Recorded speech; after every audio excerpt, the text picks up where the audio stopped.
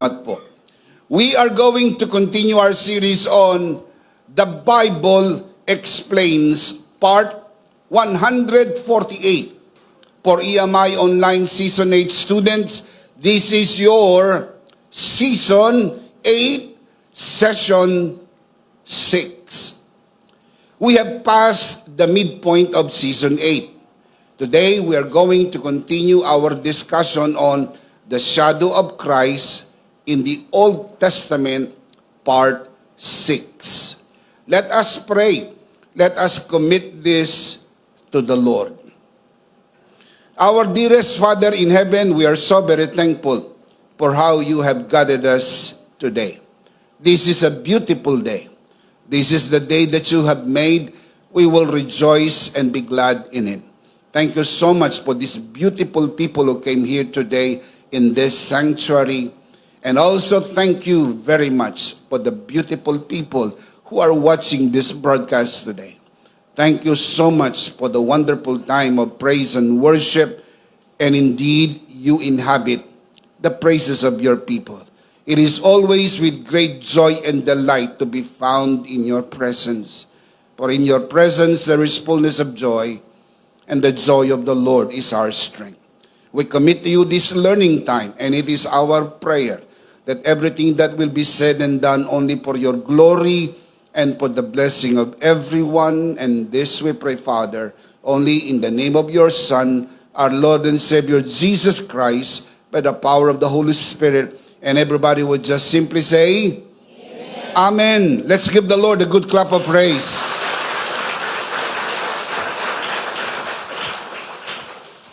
Today, we are going to continue our discussion on biblical typology. I already explained to you what a biblical typology is, and we are not going to repeat the explanation.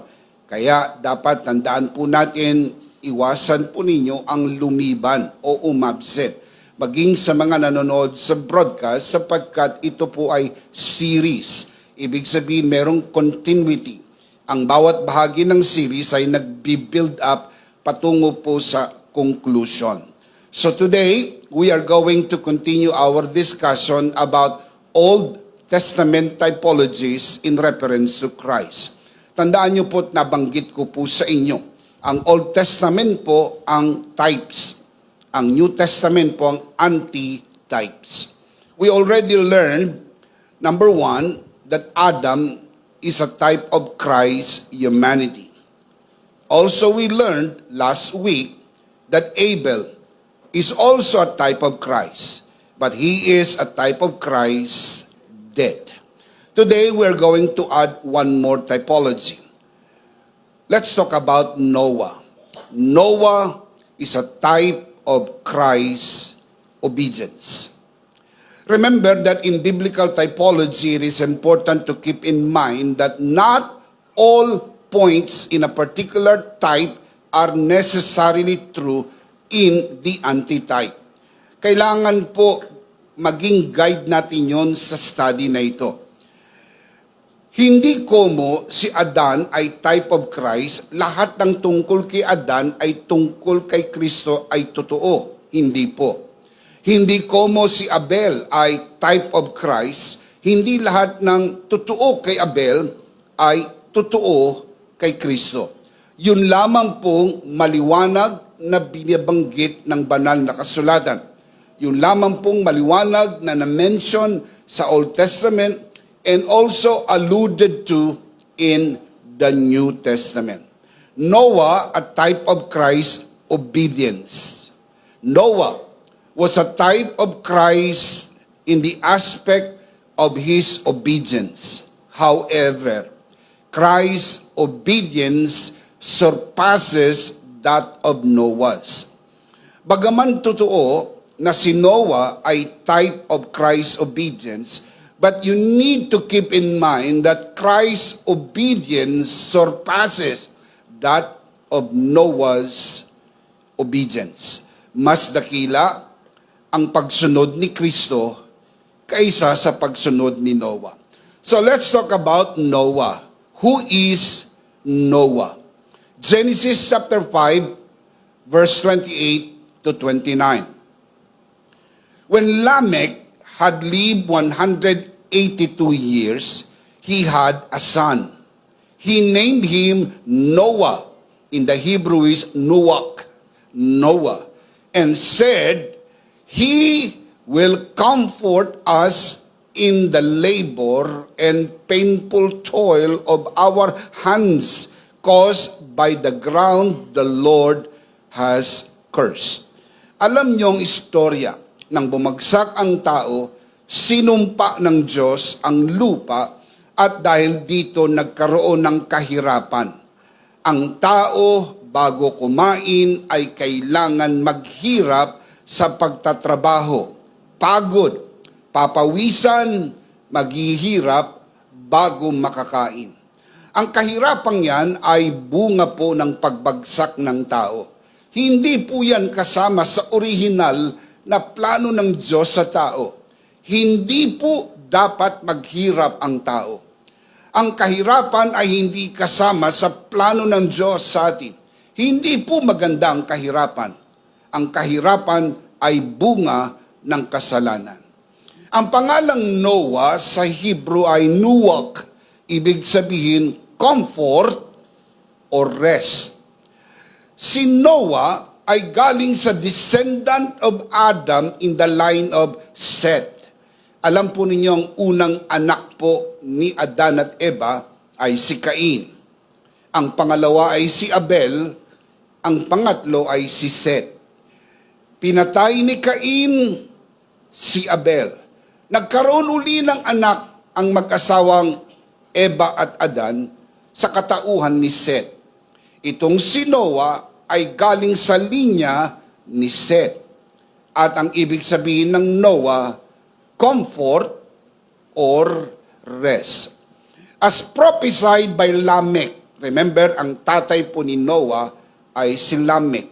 As prophesied by Lamech, Noah will give them comfort or rest caused by the ground that the Lord has cursed. Dahil sinumpa ang lupa nang ipinanganak si Noah, ang sabi niya, itong si Noah ang magbibigay sa amin ng kapahingahan sa gitna ng kahirapan ang lupang sinumpa dahil sa pagbagsak ng tao. Now let's look at Genesis chapter 3 verse 17 para may idea tayo ano yung tinutukoy ni Lamech na sinumpa dahil sa pagbagsak ng tao. Genesis chapter 3 verse 17, the second part of the verse. "Cursed is the ground because of you." God was speaking in this particular verse and He was talking to Adam. "Cursed is the ground because of you." Ang context, nakain na po nila ang bawal na bunga, bumagsak na po si Adan at si Eva. "Cursed is the ground because of you." You, referring to Adam. "Through painful toil, you will eat of it all the days of your life." Sa makatwid, ang kahirapan ay bunga ng kasalanan. Now, laruin niyo po ito sa inyong kaisipan. Kung hindi bumagsak ang tao, magkakaroon po ba ng kahirapan? Hindi. Walang kahirapan kung walang kasalanan. Kaya ang kasalanan ang nagdala ng kahirapan. Kaya ang kahirapan ay hindi kalooban ng Diyos. Hindi kalooban ng Diyos na ikaw ay maghirap. Hindi kalooban ng Diyos na hindi mapunan ang iyong pangangailangan. Hindi kalooban ng Diyos na baong ka sa utang. Hindi mo pag-aral ang iyong mga anak. At hindi mo mapunuan ang iyong mga pangailangan. It is not God's will. Keep that in your mind that painful toil or poverty is the result of sin, the fall of man. Poverty, like sin, does not originate from God. Kaya nga po kasama yan sa tinubos ni Kristo. Hindi lang ang kasalanan, kasama ang kahirapan, kasama rin ang karamdaman. Sa tinapos na gawa ni Kristo, hindi lang tayo napatawad, tayo po'y pinagaling at pinagpala at pinaburan. Shout Amen! Luke chapter 22 verse 44, ang tagpo na ito, bago si Jesus pinako sa krus, Siya po ay nanalangin sa Garden of Gethsemane. Siya po ay pinawisan ng dugo dahil po sa anguish, dahil po sa stress, dahil po sa agony na kanyang nararamdaman from the inside out, because in the morning, He will be crucified. He will be crucified between two thieves, suspended between the heavens and the earth in the most painful and shameful death. Hindi ho madali ang magiging pagdadaanan ng Panginoon. Kung kaya't ang kanyang naging panalangin, kung maari, ang sarong ito'y lumagpas. Ngunit wag ang aking kalooban, kundi ang iyong kalooban. Batid ng Panginoong Hesus na kalooban ng Diyos na nagsugo sa Kanya, na siya po'y magdusa at maghirap and ultimately mamatay alang-alang sa atin upang sa Kanyang kamatayan tayo'y maligtas, tayo'y mapagpala at tayo'y guminhawa sa buhay. Can you say amen? Palakpakan muna natin ang Panginoon. Hallelujah! Luke chapter 22 verse 44. And being in anguish, he prayed. Jesus was praying in this point. He prayed more earnestly. And look what happened. And his sweat was like drops of blood falling to the ground. Ang kanyang pawis ay dugo at ito'y pumatak sa lupa. Natatandaan niyo po mga kapatid, Genesis chapter 3 verse 17, the ground was cursed. Luke 22 verse 44, the ground was redeemed. Nang bumagsak ang tao, sinumpa ang lupa, pumasok ang kahirapan. Nang ang ating Panginoong Kristo'y naparito, ang lupang sinumpa ay pinatakan ng kanyang dugo. Kaya tinubos na ang lupa sa kahirapan at hindi na kailangan maghirap ang tao dahil si Kristo'y naghirap alang-alang sa atin upang sa kanyang paghihirap guminhawa ang ating buhay. Shout amen! Shout amen! Ephesians chapter 1 verse 7, Paul writes, in Him, meaning in Christ, we have redemption. And tell me how redemption was made available through His blood. Sa pamagitan ng kanyang banal na dugo, ang dugo na pumatak sa lupa, tinubos ang lupa sa kahirapan. Bagaman totoo at hindi natin tinatanggi ng pangunahing dalang katubusan ng dugo ay para sa ating kasalanan. Pero mahalaga ring maisip, nang pumasok ang kasalanan, nagdala ng kahirapan. Kung tinubos ka na sa kasalanan, ang bungang dala nito ay kasama ring tinubos ni Kristo. Kaya hindi ka na kailangan maging alipin pa ng kahirapan, katulad ng hindi ka dapat maging alipin ng kasalanan dahil tinubos na tayo ng tinapos na gawa ni Kristo. Shout amen! Hindi mo kailangan maging makasalanan. In the same manner, hindi mo kailangan maging mahirap. Dahil ang kahirapan ay resulta ng kasalanan. Kung inalis na ang nagdala ng kahirapan, ano't kailangan maiwan ang kahirapan? Pag-isipan niyo po, hindi ba ang nagdala ng kahirapan ay kasalanan? Tinubos na po ba tayo sa kasalanan? Bakit kinakailangan maiwan yung nagdala ng kasalanan? Ang dala niya po'y kahirapan, ano't kailangan mahiwan ang kahirapan? Mga kapatid, kung inalis na po ang kasalanan, inalis na rin ang kahirapan. Kung ang kanser ay may dalang kirot, hapdi, at sakit, at inalis ang kanser, dapat wala na rin ang kirot, wala na rin ang hapdi, wala na rin ang sakit. Kung ang kasalanan ay inalis sa mga tuwid, dapat wala na rin ang dala nitong sumpa ng sakit, sumpa ng kahirapan dahil kumpletong tinubos tayo ng ginawa ni Kristo sa krus ng Kalbaryo. Shout Amen! Do you believe that? How many believers we have this morning? Come on, raise your hand. Everybody shout, I believe! I believe! Malakas sa palakpak para kay Lord. Praise God! Praise God! 2 Corinthians 8:9. For you know the grace of our Lord Jesus Christ, that though he was rich, yet for your sake, this is for our sake, but for your sake, he became poor, so that you, through his poverty, might become rich. Sa wikang Pilipino, siya bagaman mayaman naging mahirap, alang-alang sa atin. Ilagay sa isip, ginawa niya ito alang-alang sa atin, upang sa kanyang paghihirap, tayo po'y guminhawa sa buhay. Tandaan, kasama sa tinapos na gawa ni Kristo, ang kaginhawaan sa buhay. I wish I had even more time to fully develop that. Meron po tayong booklet, available din po sa e-book format, The Poverty of Christ. Tinatayuan po natin ang turo sa full grace.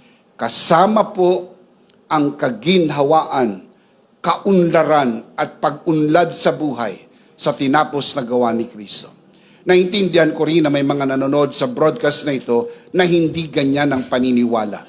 May mga nanonood sa broadcast na ito na ang paniniwala po nila na ang 2 Corinthians 8:9 ay spiritual, hindi literal, hindi material at hindi financial. Well, you have the right to whatever you want to believe. In fact, you have the right to be wrong. Karapatan niyong maging mali dahil maling-mali po ang inyong paniniwala. Pero kung pipiliin ninyo na manatiling mahirap dahil hindi kayo naniniwala sa kaunlaran, wala naman po kaming masyadong magagawa dyan dahil ito ay nangyayari lang sa naniniwala. Gusto ko lang ipaalam sa inyo, naniniwala kami kasamang tinubos ang kahirapan. Kaya kay Kristo, pinaunlad na ang ating buhay. You are blessed beyond the curse. Shout Amen! Well, if you believe differently, you have the right to whatever you want to believe. But we believe that Jesus redeemed us from the curse of poverty, that we might enjoy fully the blessing and the favor of God, because God is good all the time. Palakpakan natin ng malakas ang Panginoon. Praise God! Hallelujah! Are you happy today? Well, we should, because we are redeemed from the curse. Noah was born to bring comfort and rest from the cursed ground, just as Christ was sent to redeem us from the curse of sin and give comfort and true rest. Yun po yung prophecy na binigay bago ipinanganak si Noah, ng kanyang father, si Lamech, na si Noah ay magdadala ng comfort and rest. At yun din pong hula na pagdating ni Kristo, ang dala niya po ay kaaliwan at ang dala niya ay kapahingahan. Can you say amen? Matthew chapter 11 verse 28, following verses. Come to me, all you who are weary and burdened, I will give you what? Rest. Nuwak. Rest and comfort. I will give you rest. Take my yoke upon you and learn from me, for I am gentle and humble in heart, and you will find what? Rest for your souls. For my yoke is easy, and my burden is light. Magaang. Kapag nabibigatan ka, hindi yan galing sa Diyos.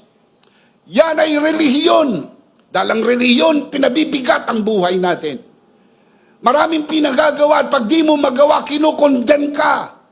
Pero kay Kristo, pinalaya na tayo at binigyan tayo ng kapahingahan.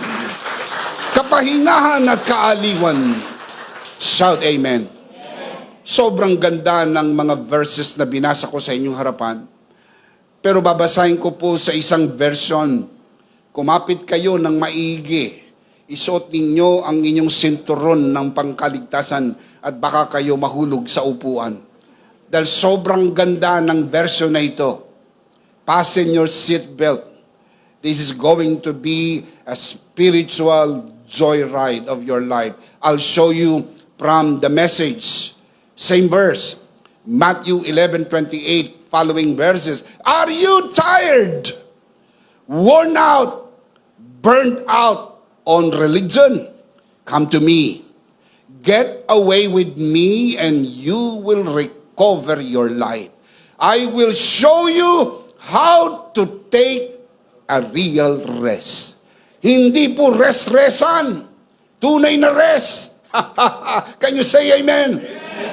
Ibabalik niya yung buhay na nawala dahil bumagsak ang tao. Come to me, get away with me, and you will recover your life. Sabi ni Jesus, ako ang buhay. Pag tinanggap natin si Jesus, sinatanggap natin ang totoong buhay. Now, look at verse 29. Walk with me and work with me. Watch how I do it. Learn the unforced rhythms of grace. Again, learn the unforced rhythms of grace. I won't lay anything heavy or ill-fitting on you. Keep company with me. You will learn to live freely and lightly. Super ganda. Palakpakan natin ang Panginoon. Hallelujah. Praise God. Bagay na bagay, doon po sa pangalang Noah, Nuak, meaning comfort and rest. Nang ipinanganak si Noah, ang hula ay magdadala ng kapahingahan. Nang naparito ang ating Panginoong Jesucristo, ang dala niya'y kapahingahan. Kapag nabibigatan kayo, hindi po galing yan kay Jesus. Galing yan sa pastor ninyo. Galing yan sa obispo ninyo. Pinahirapan kayo ng gusto. Ang daming gawaing inilagay sa inyo. Ang daming bayarin na inilagay sa inyo. May kasamang pagbabanta at may kasamang pananakot. At pag hindi nyo nagawa ang lahat ng pinagagawa nila, kayo'y ikukondem. May mga listahang ibibigay na gagawin ninyo. Hindi pa kayo nakakalahati, meron na naman siyang panibagong listahan na ipapagawa sa inyo. At pag hindi nyo nagawa, ikukondem kayo. Hindi po ganyan ang ibinigay ng Panginoong Jesus sa atin. Ang sabi niya, I will give you rest, for my yoke is easy and my burden is light. Kay Jesus, magaan lang ang buhay. Kay Jesus, na-enjoy mo ang pagpapala at pabor ng Diyos. Kay Jesus, masaya kang naglilingkod. Shout amen. Kay Jesus, hindi mo kinakaladkad ang iyong paa para mapilitan kang magsimba. Dahil pag hindi mo nagawa, ay baka tamaan ka ng kidlat at kulog sa galit ng inyong pastor. Salamat sapagkat pinalaya na tayo mula sa takot na dala ng relihiyon. Alam niyo po na ikaw ay nagbabasa ng Biblia, ikaw ay nananalangin, ikaw ay nagsisimba, ikaw ay nagbibigay, hindi dahil sa takot sa anumang parusa, kundi dahil mahal mo ang Diyos. Sapagkat siya ang unang nagmahal sa iyo, ang kanyang grasya, ang kanyang pagmamahal, ang nagudyok sa iyo para maglingkod sa Panginoon. Ang iyong service sa Panginoon is just an overflow of God's love poured out into your heart. I want to say that again. Our service to God is just an overflow of His love that has been poured out into our hearts. Can you say amen? Palakpakan natin ang Panginoon. Praise God! Just as Noah's obedience to God brought salvation to people from the flood, so did Christ's obedience bring salvation from sin. Sa pagsunod ni Noah, nagdala ng kaligtasan sa mga tao, kaligtasan mula sa malaking baha. Gayon din naman sa pagsunod ni Kristo. Sa kalooban ng Ama na nagsugo sa Kanya, nagdala ito ng kaligtasan sa ating mga kasalanan. Can you say amen? Nang sabihin ng Diyos kay Noah na gumawa ng arko, si Noah po ay 500 years old. Nang matapos niya ang arko at nang pumasok sila sa daong, si Noah po ay 600 years old. Sa makatwid, if you do the math, 100 taon ginawa ang arko. At sinunod ni Noah ang bawat ipinag-utos ng Diyos tungkol sa paggawa ng arko. Genesis chapter 6 verse 22, Noah did everything. Everybody say the word everything. Noah did everything just as God commanded him. Ang full details, kung anong sukat ng arko, ilang bahagi, anong kahoy ang gagamitin, ang mga paris-paris na hayop na ipapasok sa arko, madetalye ang lahat. Pero walang na-miss si Noah sa details na ibinigay sa kanya ng Panginoon. Sapagkat sabi sa Bible, Noah did everything just as God commanded him. Noah obeyed God, so is Christ. Now let's look at Christ's obedience. Philippians chapter 2 verse 8, the Apostle Paul writes, and being found in appearance as a man, he humbled himself and became obedient to death, even death on a cross. Ang kamatayan ni Kristo ay pagsunod sa Ama. Sa Diyos na nagsugo sa Kanya, oo, hanggang sa krus. The Lord Jesus obeyed the Father even to death on the cross. Dying on the cross is the most painful, shameful kind of death. But Christ did everything the Father commanded Him. Can you say amen? Kaya nung siya, bago mamatay sa krus, ang kanyang pumosong sigaw, it is finished. Wala po siyang hindi tinapos. Lahat ng pakay ng kanyang ipinarito ayon sa hula at ipinangako ng Ama na pagliligtas sa sangkatauhan, kinumpleto ni Jesus. Binayarang lahat, tinapos lahat, kaya wala ka ng atraso sa harapan ng Diyos. Pinatawad na ang lahat ng iyong kasalanan, binago ang buhay, pinagpala ang buhay, pinagaling ang iyong sakit, pinaunlad ang iyong buhay. You are blessed, blessed, blessed. Shout amen! Tignan natin ang naging resulta ng kanyang pagsunod. Romans chapter 5 verse 19. For just as through the disobedience of the one man, the many were made sinners, so also through the obedience of the one man, referring to Christ, the many will be made righteous. Interesting po yung word na many. Dahil ang intindi natin ng many, marami. Tama po ba? Ang Tagalog ng many, marami. Pero naiintindihan din natin na ang many ay hindi all. Right? Many, marami, all, lahat. Kapag sinabing marami, hindi nangangahulugan na lahat. Ang lahat ay marami, pero hindi lahat ng marami ay lahat. Did you get that? I want to say that again. Ang lahat, marami. Pero hindi lahat ng marami ay lahat. Pero interesting po, ang Greek word na ginamit ay polus. Dito natin nakuha yung English word na poly, meaning many, polus.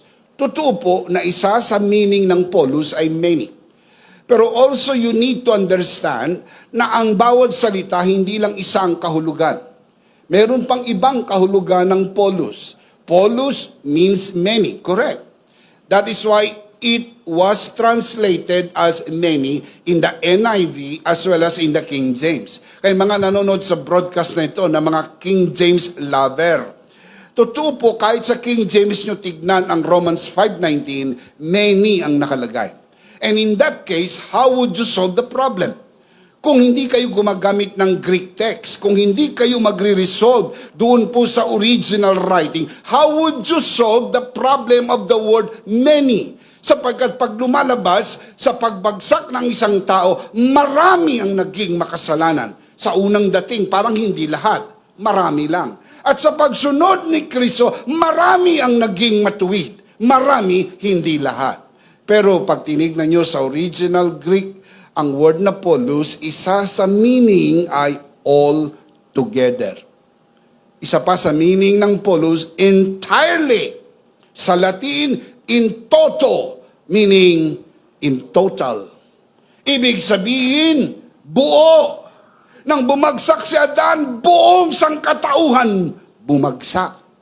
Nang si Kristo'y sumunod, buong sangkatauhan ay naging matuwid. Pero sino ang tinutukoy na lahat? Ibig sabihin ba nito, nagkakaroon ng katwiran ang mga universalists na dahil sa finished work, lahat automatic, across the board, lahat ay matuwid na, lahat ay ligtas na? Hindi po. Dahil kailangan nating interpret ang verse 19 in the light of its context. Ilan at sino ang tinutukoy na all sa verse 19? Through the obedience of the one man, referring to Christ, the polos, the altogether, the entirety, and the in toto will be made righteous. Sino?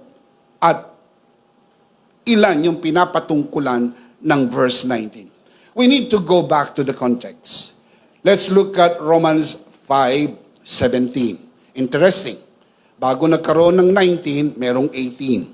Bago nagkaroon ng 18, merong 17. So ang tawag yan, agos, the flow of text. 17, 18, 19. Sinabi sa 19, through the obedience of Christ, the many will be made righteous. Polos. Sino yung many? Ilan yung many? Now look at the context. Verse 17.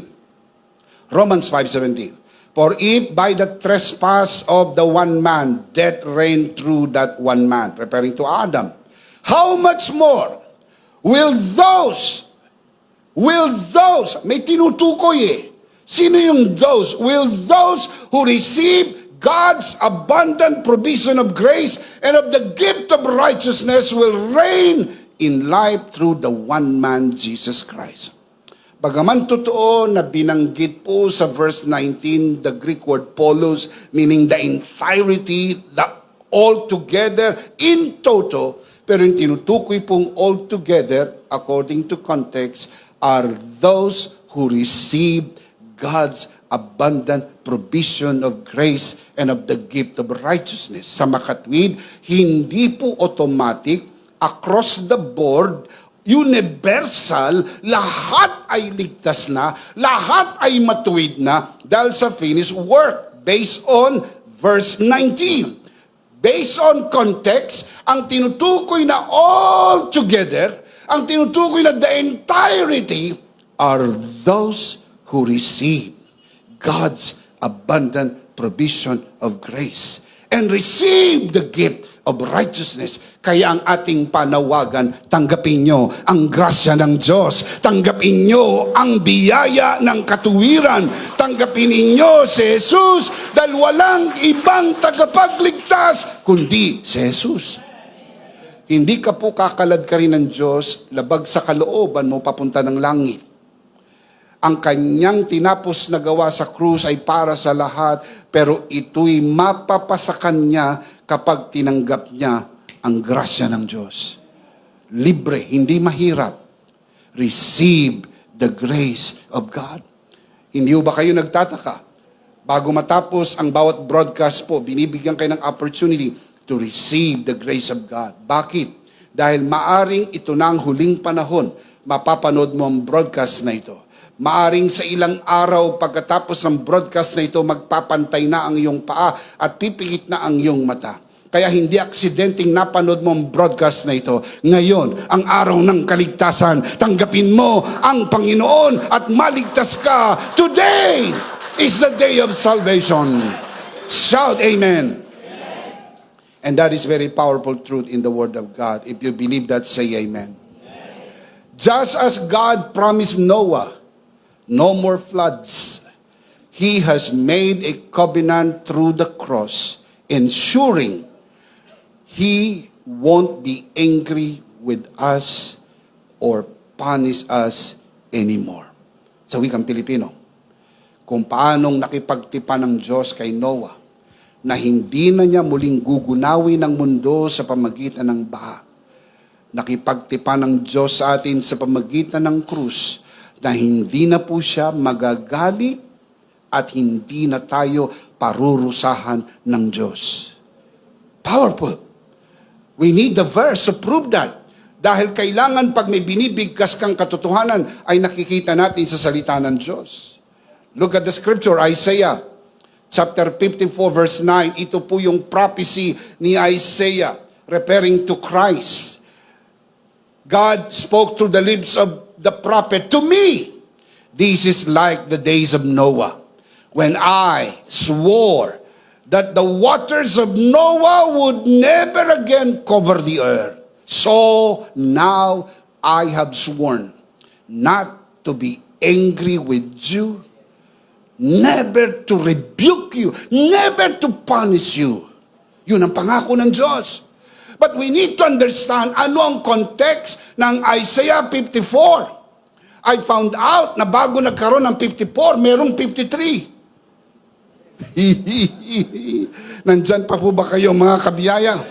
Sa makatwid, kailangan natin malaman kung bakit nagkaroon ng 54. Anong meron sa 53? Ang 53 po ay prophecy about the finished work. Therefore, 53, pinrophecy ang finished work.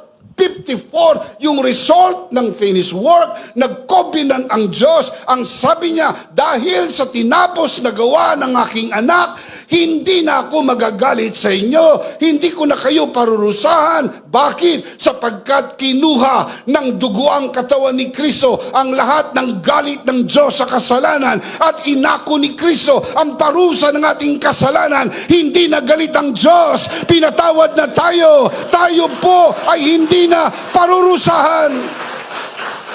Amen. I need to show you the context. I need to show you the context. Isaiah 53 verse 4 and 5. Surely, He took up our infirmities. Whose infirmities? Our infirmities. And carried our sorrows. Whose sorrows? Our infirmities, our sorrows. Yet we considered Him stricken by God, smitten by Him, and afflicted. Verse 5. But He was pierced for our transgressions. Whose transgressions? Our transgressions. He was crushed for our iniquities. The punishment that brought us peace was upon Him. Look at the last line. And by His wounds we are healed. Interesting. Isaiah 53, prophecy of what will happen on the cross. Now it makes a lot of sense pagdating sa Isaiah 54 verse 9. Now I have sworn not to be angry with you, never to rebuke you again. Why? Because Jesus took upon Himself the punishment of our transgressions, of our sin, of our sorrows. As it is written, we all like sheep gone astray. Each of us turned to its own way. The Lord laid upon Him the iniquity of us all. Isaiah 53 verse 6. Doon sa krus, si Kristo ay nakabayubay sa pagitan ng dalawang makasalanan, suspended between the heavens and the earth. Inako niya ang ating kasalanan. Siyang walang kasalanan, naging kasalanan alang-alang sa atin.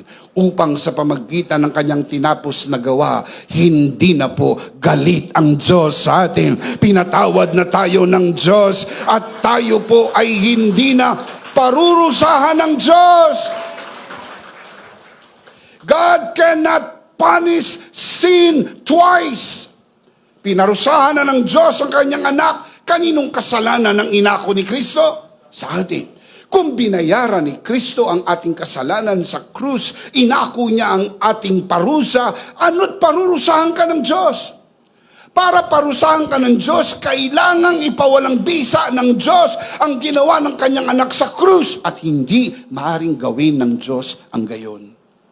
Kaya habang may bisa ang tinapos na gawa ni Kristo at may balita ako sa inyo, hindi mawawala ang bisa ng kanyang tinapos na gawa. Ipayapa mong iyong puso, pinatawad ka na ng Panginoon, hindi nagalit ang Diyos sa iyo, hindi ka na parurusahan ng Diyos. Shout amen. Hindi galit ang Diyos. Hindi galit ang Diyos sa iyo. Alam mo kung sinong galit? Yung asawa mo. Alam niyo kung sino ang galit? Yung pastor mo na high blood na sa iyo dahil hindi ka nag-iikapo. Pero ang Diyos hindi galit. Sinipsip ng dugo ang katawan ni Kristo ang lahat ng galit ng Diyos. Alam niyo kung anong tawag dyan sa Ingles? Propitiation. Now, let me pronounce it well. Propitiation. Subukan po natin. Everybody say, propitiation. Mali. Kailangan merong landi sa dulo. Propitiation. Okay, ready? I'll give you another chance. Pag nagkamali kayo rito, closing prayer na tayo. Propitiation. This is full house. Ha? Pero parang kalahati lang ang nagsasalita. Sandali. I-adjust ko lang yung volume. Let's do this again. Propitiation. Kulang pa. Maximum na to. 1, 2, 3. Propitiation. Alam niyo kung ano sa Tagalog ang propitiation? Pampalubag loob. Ang ginawa ni Kristo sa krus, tinawag na propitiation. Nang makita ng Diyos Ama ang tinapos na gawa ng kanyang anak, naglubag ang galit ng Diyos. Sapagkat binayaran na ni Kristo lahat ng ating kasalanan. Ha! Get happy! Come on, make a joyful noise to God. Praise God! Hallelujah! Oh, happy day, since Jesus washed my sins away. He taught me how to watch and pray. Oh, happy day, since Jesus washed my sins away. Are you happy today? Palakpakan natin malakas si Lord. Praise God! Thank you, Jesus. Furthermore, Noah's Ark is a type of Christ. Only those inside the ark were saved from the flood. Likewise, only those who are in Christ are saved. Lahat ng nasa labas ng arko, patay. Yun lang nasa loob ng arko ang ligtas. Pag nasa labas ka ni Kristo, patay.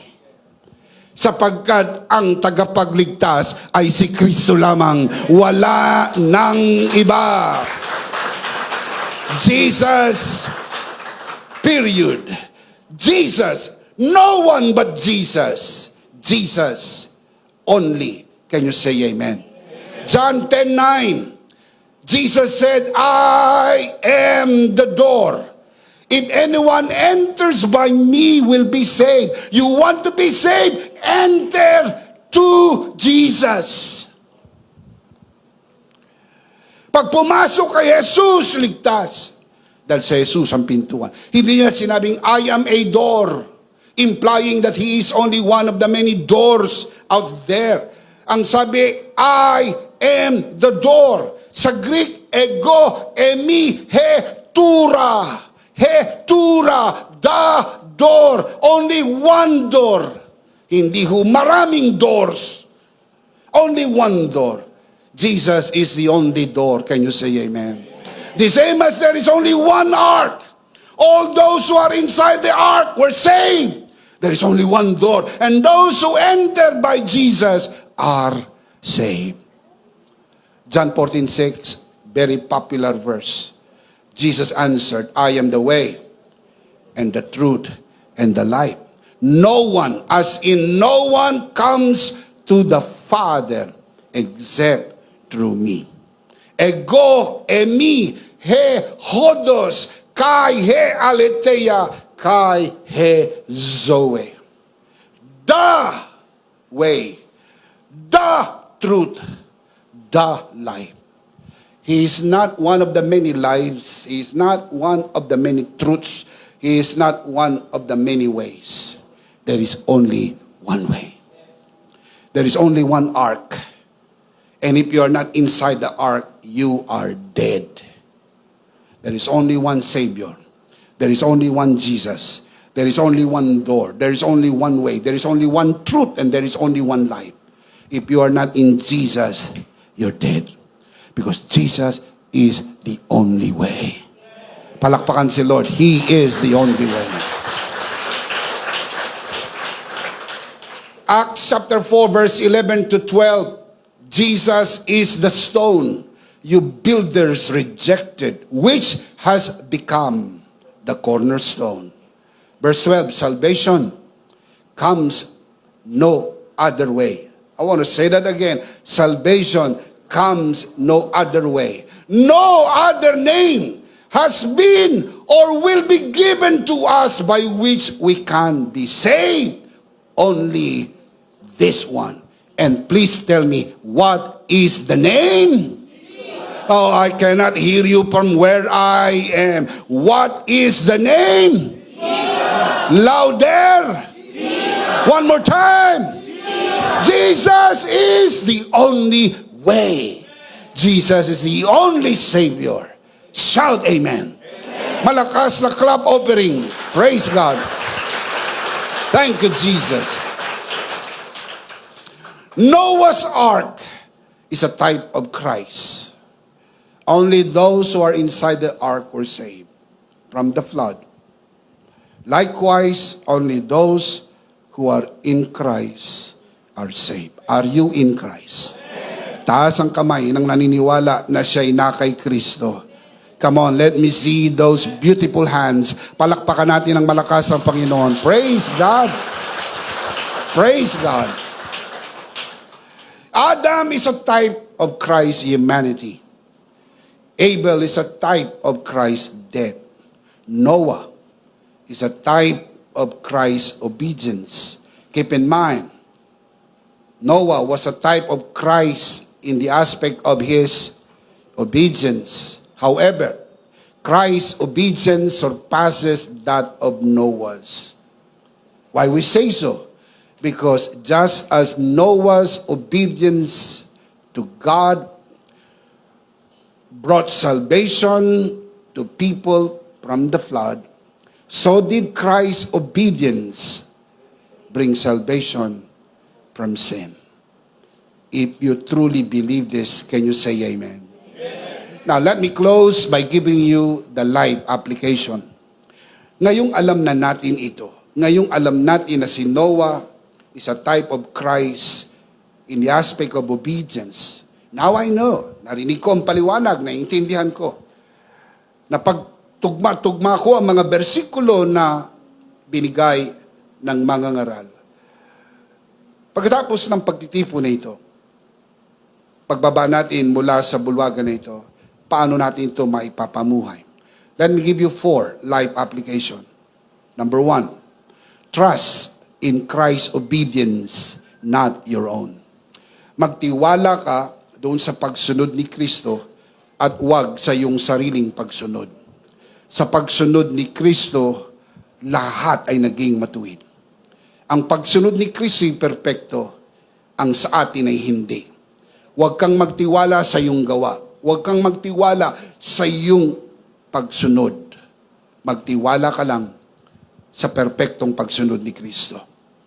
Number 2, live confidently in the obedience of Christ. Live confidently in the obedience of Christ. Magtiwala tayo sa pagsunod ni Kristo at mamuhay tayong may kumpiyansa na hindi na po galit ang Diyos, hindi na po magagalit ang Diyos, at hindi ka na parurusahan ng Diyos. Yung kumpiyansa mo sa harapan ng Diyos ay hindi sa iyong gawa, kundi sa gawa ni Kristo. Yung kumpiyansa mo sa harapan ng Diyos ay hindi sa iyong pagsunod, kundi sa perpektong pagsunod ni Kristo. Number 3, enjoy the blessings Christ's obedience brings. Lasapin mo, i-enjoy mo ang pagpapalang dala ng pagsunod ni Kristo. Si Kristo'y sumunod. Tatanungin ko po kayo, si Kristo po ba'y sumunod? Hanggang kamatayan sa krus. Anong ibinunga ng kanyang pagsunod? Kaligtasan, kapatawaran, kagalingan, kaginhawaan, pabor, at pagpapala. Kaya guminhawa ang buhay mo. Mas maganda ang buhay mo ngayon kumpara sa naging buhay ni Kristo nung siya'y nasa ibabaw ng lupa. Wala siyang bahay, pero ikaw ay may bahay, marami kang bahay. Si Jesus walang maraming damit. Ikaw ay halos hindi nagpapalit ng damit. Si Jesus ay walang sariling sasakyan. Nanghiram pa siya ng asno para makapasok lang sa Jerusalem. Ikaw may sasakyan. Bago ang iyong sasakyan. Marami ang iyong sasakyan. Malaki ang iyong sasakyan. Mas maganda ang buhay mo ngayon. Hindi mo ba naisip kung bakit gumanda ang buhay mo ngayon? Nagmamantika ang nguso mo sa sarap ng iyong kinakain. Bakit? Sapagkat kinuha ni Kristo ang iyong kahirapan upang hindi ka na maghirap dahil mahal tayo ng Diyos. Mahal tayo ng Diyos. Enjoy the blessings Christ's obedience brings. Number 4, share Christ as the only way to salvation. Ibahagi mo sa iyong mga kamag-anak, sa iyong mga kaibigan. Huwag kang tumigil. Huwag kang mamahinga hanggang hindi mo masiguro na matanggap nila si Jesus. Ang kaligtasan po hindi sa gawa. Ang kaligtasan ay wala sa simbahan, wala sa relihiyon, wala sa pastor. Ang kaligtasan ay na kay Jesus. Ang kaligtasan hindi premyo ng iyong gawa. Ang kaligtasan ay regalo. Ipakiusap mo sa iyong mga mahal sa buhay, tanggapin nyo ang regalo ng kaligtasan. At maligtas kayo magpakailan paman. Can you say amen? Now let's see them again. Umupo ng maayos. Babasahin natin ng malakas ang life application. Ngayong alam na natin na si Noah is a type of Christ's obedience.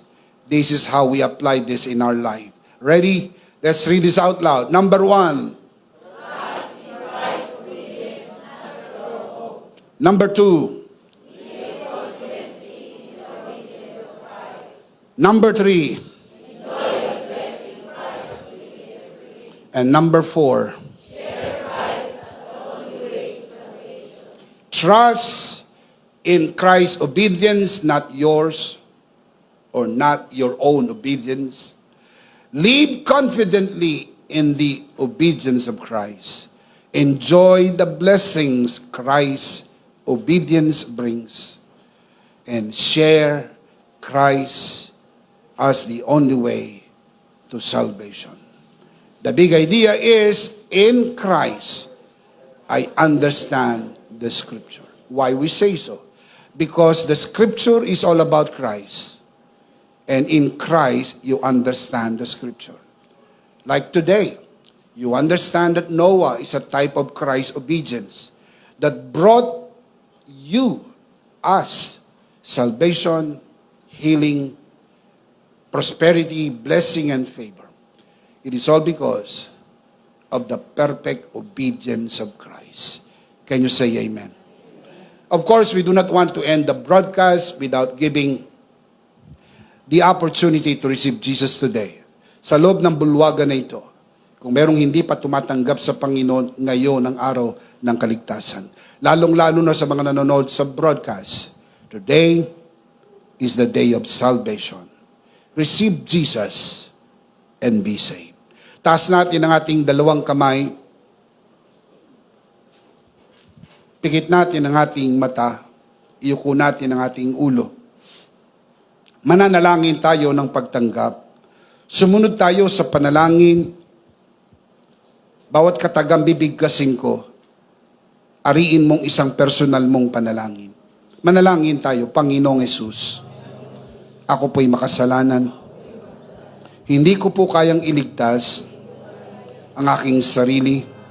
Ako'y mapapahamak ng hiwalay sa iyo.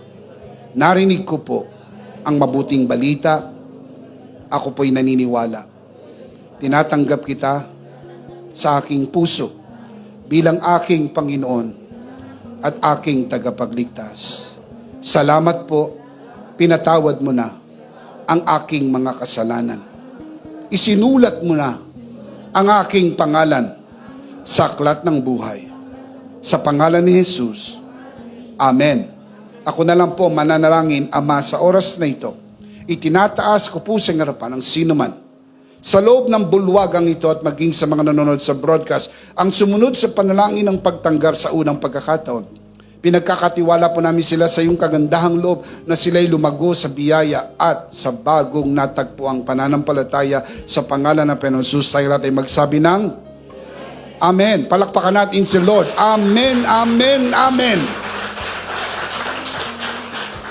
Well, kung tinanggap mo ang Panginoong Jesus sa iyong puso bilang Panginoon at sarili mong tagapagligtas mula sa ikaibuturan ng aming puso, mula po dito sa EMI Center, nais naming sabihin, welcome to the family of God. Palakpakan si Lord.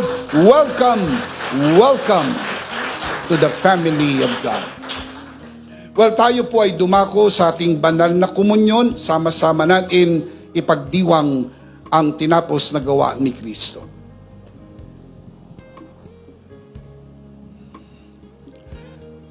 Let's do this together, mga kabiyaya. Hawak-hawak po natin ang pinakamakapangyarihang simbolo ng tinapos na gawa ni Kristo sa krus ng Kalbaryo. Ito ang aral na tinanggap ko sa Panginoon at ngayon naman ay binibigay ko sa inyo. Nang gabing siya'y pagkanuloy, dumampot siya ng tinapay. Kanyang pinagpira-piraso at kanyang sinabi, ito ang aking katawan na pinagpira-piraso dahil sa inyo. Gawin niyo to bilang pag-alaala sa akin. Sabay-sabay po natin gawin.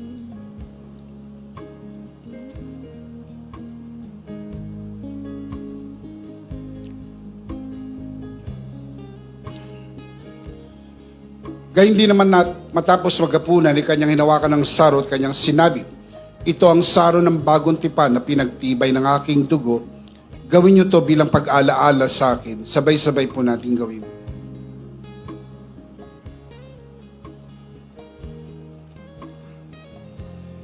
Ate po itaas ang ating dalawang kamay at sumunod tayo sa panalangin na ito. Aming Ama, maraming salamat po sa aming Panginoong Jesucristo.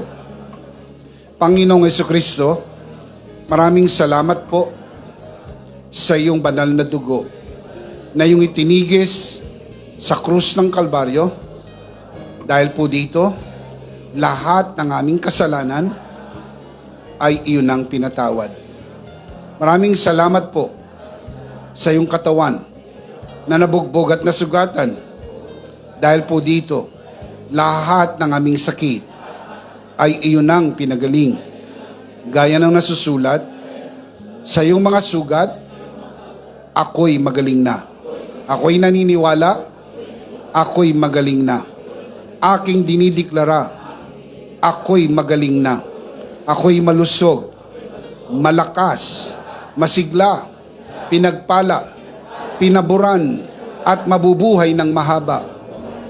Sa pangalan ni Jesus, maraming salamat po, Banal na Espiritu, sa iyong kapahayagan sa mensahe ng biyaya. Sa pangalan ng Panginoong Hesus, Amen. Amen. Palakpakan si Lord. Hallelujah. Isang beses pa malakas, sabay-sabay, ano po ang ating big idea? One more time. Are you in Christ? In Christ, you understand the Scripture. In Christ, I understand the Scripture. Last of all, let me speak to your heart. You who are watching this broadcast. If this broadcast has blessed you, and if not asking too much, I would like you to bless this ministry with your love offering, so that together we can reach the world with the message of full grace. And from the bottom of our hearts here at EMI, we would like to say, thank you for giving to the Lord. We'll see you next Sunday, purposely on site, but definitely we'll see you again online. Ako po, si Bishop Emmy. Kasama po si Pastora Joe at ang kabuuan ng The Lord's Community and EMI Broadcast. Maraming thank you. Stay a bit for more announcements. Stay blessed and stay connected. Always remember, in Christ, you are forever. Charito!